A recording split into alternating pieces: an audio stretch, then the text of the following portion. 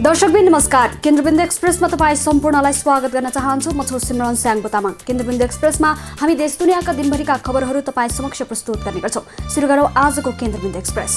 शर्माजी, चाउचाउ कुन चाउचाउ? जसमा फाइदा छ। कसलाई फाइदा? हामीलाई कि ग्राहकलाई? तपाईलाई फाइदा हुने प्रीति चाउचाउ। फाइदा के छ यसमा? फाइदा चौध मसलाको स्वाद छ, मिठो मिठो याद छ, भोक मिटाउने ताकत छ, पर्साउँदो विश्वास छ। बुझ्यो? प्रीति चाउचाउ, फाइदा हुने चाउचाउ। भोक लागेमा प्रीति खाऊ। जस्तै परिस्थितिमा पनि होन्डा छ सधैँ तपाईसँगै। त्यसैले अब होन्डा हुनेछ तपाईसँग मात्र ₹1 डाउन पेमेन्ट वा ₹1 EMI वा 1% इन्ट्रेस्ट रेटमा। थप जानकारीका लागि यी नम्बरमा कल गर्नुहोस् वा माथि दिएको लिङ्क क्लिक गर्नुहोस्। होन्डा छ सधैँ तपाईसँगै। कोरोना भाइरसको संक्रमणबाट विश्वभर 2,26,07,863 संक्रमित, तीमध्ये 7,91,628 को मृत्यु, 1,53,23,037 निको भएर घर फर्किए। आज 707 जना थपिएसँगै नेपालमा कोरोना संक्रमितको संख्या 29,645। काठमाडौँमा 174, भक्तपुरमा 8 र ललितपुरमा 18 गरी आज काठमाडौँ उपत्यकामा 200 नयाँ संक्रमित थपिए। काठमाडौँ उपत्यकाको जम्मा संक्रमित संख्या 2,679। देशभर 11,555 संक्रमित आइसोलेसनमा उपचाररत, 11,768 क्वारेन्टिनमा। आज मात्र पीसीआर विधिबाट 11,832 जनाको कोरोना परीक्षण। आजसम्म पीसीआर विधिबाट 5,66,220 जनाको परीक्षण। हालसम्म कोरोनाबाट निको हुनेको संख्या 17,964। आज मात्र 264 जना निको। थप 6 जनाको मृत्यु भएसँगै नेपालमा कोरोना संक्रमणबाट मृत्यु हुनेको संख्या 126। काठमाडौँमा आजदेखि निषेधाज्ञा, हिडुलमा समेत रोक। उपत्यकाका 3 जिल्ला काठमाडौँ, भक्तपुर र ललितपुरमा आजदेखि निषेधाज्ञा जारी। निषेधाज्ञाका क्रममा अत्यावश्यक बाहेकका सबै गतिविधिमा निषेध। उपत्यकाबाट 1,000 बढी सवारी साधन नियन्त्रणमा, 40 ठाउँमा चेकिङ। निषेधाज्ञा अवधिमा अत्यावश्यक बाहेकका सवारी साधनलाई नियन्त्रणमा लिएको र 1200 भन्दा बढीलाई सडकमै 1 घण्टा उभ्याएर पठाइएको ट्राफिक महाशाखाका प्रवक्ता SP वामदेव गौतमद्वारा जानकारी। निषेधाज्ञा अवधिमा हुने बिहेमा 7 जनासम्म मात्रै सहभागी हुन पाउने। जिल्ला प्रशासन कार्यालय काठमाडौँद्वारा निषेधाज्ञाको अवधिभर हुने विवाहमा 7 जनाभन्दा बढी सहभागी हुन नपाउने सूचना जारी। देशभर 741 प्रहरीमा कोरोना, मुख्यालयमा 169 जनामा संक्रमण, जसमध्ये 457 जना सक्रिय संक्रमित, 284 जना उपचारपछि डिस्चार्ज। प्रदेश 1 मा 29, प्रदेश 2 मा 62, बागमती प्रदेशमा 48, गण्डकीमा 43, प्रदेश 5 मा 55, कर्णाली प्रदेशमा 7 र सुदूरपश्चिम प्रदेशमा 6 जना सक्रिय संक्रमित रहेको प्रहरी प्रवक्ता SSP कुबेर कडायतद्वारा जानकारी। निषेधाज्ञा सुरु भएपछि नागढुङ्गामा सयौं ट्रकको जाम। काठमाडौँ उपत्यकामा निषेधाज्ञा सुरु भएपछि खाद्यान्न, तरकारी, औषधि, इन्धन लगायत अत्यावश्यक सामग्री बोकेका सवारी साधन बाहेक अन्य सामग्री लिएर आएका गाडीहरू काठमाडौँ प्रवेश गर्ने मुख्य नाकामै रोकियो।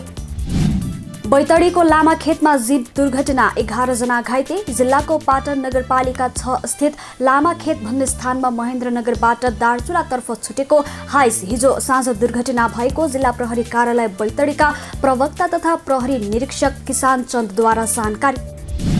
रौतहटमा मन्दिरका पुजारीको गोली हानी हत्या। बुधबार राति करिब 9 बजे रौतहटको माधव नारायण नगरपालिका खेसरहिया टोल स्थित हनुमान मन्दिरका 65 वर्षीय पुजारी श्रीराम शाहको कञ्चटमा गोली हानेर हत्या गरिएको इलाका प्रहरी कार्यालय गडुवाद्वारा जानकारी। लकडाउनमा चाप घटेका बेला छापिए सबै स्मार्ट लाइसेन्स। लकडाउनका कारण नयाँ लाइसेन्स जारी गर्ने क्रम रोकिएपछि गत जुलाई महिनासम्म लाइसेन्स कार्यालयहरूले नयाँ जारी गर्ने र नवीकरण गर्ने गरी विभागमा छाप्न पठाएका सबै स्मार्ट लाइसेन्सको छपाई सकियो। सरकारले कोरोना संक्रमितको उपचारका लागि 20% बेड नछुट्याउने, निजी अस्पतालहरूलाई दिएको पीसीआर परीक्षण अनुमति खारेज गर्ने। पछिल्लो समय निजी अस्पतालहरू कोरोना संक्रमितका लागि बेड छुट्याउन तयार नदेखिएपछि मन्त्रालयको पीसीआर अनुमति खारेज गर्ने निर्णय गरेको स्वास्थ्य तथा जनसङ्ख्या मन्त्रालयका प्रवक्ता डाक्टर जागेश्वर गौतमद्वारा जानकारी। स्रोत नखुलेको नगद सहित 2 भारतीय महिला पक्राउ। गौर नगरपालिका 3 10 गजा क्षेत्रमा घाँस काट्न भनी आएका 2 भारतीय महिलाका साथबाट स्रोत नखुलेको 6,40,000 रकम बरामद गरेको रौतहट प्रहरी प्रमुख एसपी रविराज खड्काद्वारा जानकारी। 5औं चरणको उद्धार उडान रोकिँदा 42,000 नेपाली विदेशमा अलपत्र। सरकारले विदेशबाट आएका नेपाली नागरिकलाई राख्ने क्वारेन्टिनको व्यवस्था तथा व्यवस्थापन गर्ने भौतिक पूर्वाधार निर्माण गर्न नसक्दा 5औं चरणको चाँडै उडान हुन नसक्दा 42,170 अझै विदेशमा अलपत्र। नेपालको सार्वजनिक ऋण गत आर्थिक वर्षसम्म 13 खर्ब 46 अर्ब रुपैयाँ। नेपाल आर्थिक पत्रकार समाज सेजनले गरेको कार्यक्रममा नेपालको 6 खर्ब 13 अर्ब आन्तरिक ऋण र 7 खर्ब 33 अर्बको वैदेशिक ऋण रहेको अर्थ मन्त्रालयको वैदेशिक सहायता समन्वय महाशाखाका प्रमुख सहसचिव श्रीकृष्णद्वारा जानकारी। निषेधाज्ञामा पनि बीमा कम्पनीहरू खुल्ने, प्रिमियम बुझाउने म्याद थप। बीमा समितिले बुधबार एक सर्कुलर जारी गर्दै 1/3 कर्मचारीहरूद्वारा सेवा सञ्चालन गर्ने निर्देशन। निषेधाज्ञाको समयमा बीमा अवधि समाप्त भएका बीमा लेखलाई भदौ 15 गतेसम्म नवीकरण गर्न म्याद दिनुपर्ने। एटीएममा पर्याप्त पैसा राख्न र विद्युतीय कारोबार बढाउन राष्ट्र बैंकको निर्देशन। कोरोना भाइरसको रोकथाम तथा नियन्त्रणका लागि काठमाडौँका स्थानीय प्रशासनले निषेधाज्ञा जारी गरेकाले सकेसम्म विद्युतीय माध्यमबाट बैंकिङ कारोबार हुने व्यवस्था मिलाउन केन्द्रीय बैंकको सूचना मार्फत जानकारी।